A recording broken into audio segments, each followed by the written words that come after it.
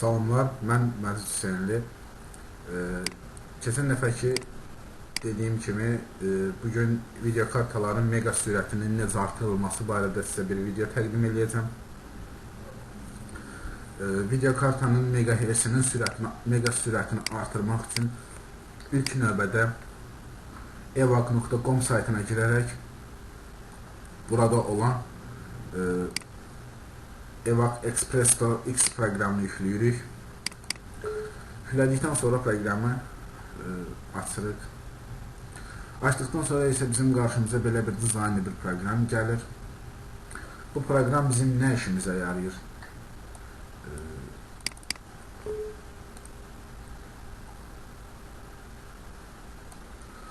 Burada görsənilən GPO clock 850 MHz olan sürəti buradan artırıb azaltma imkanımız var. Normalda bizim 700 MHz sürətlə, gördüyünüz kimi burada 700 MHz endi.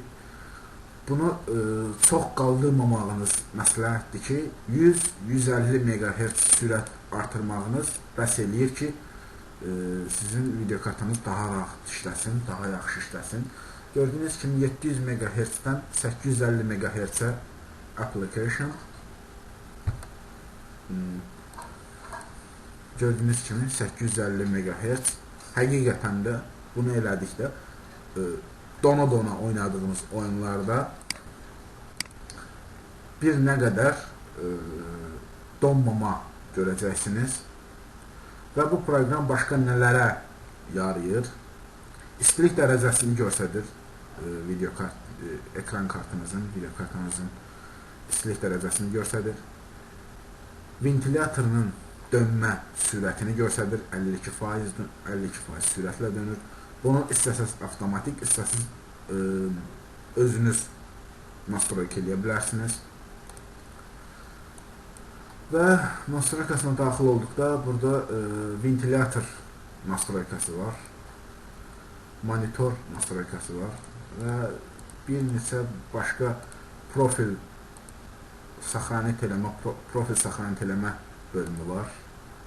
Buradan dillər dəyişmə imkanımız var istədiyiniz dildə və dizaynlar, belə xırda dizaynlar var, bunları dəyişə bilərsiniz.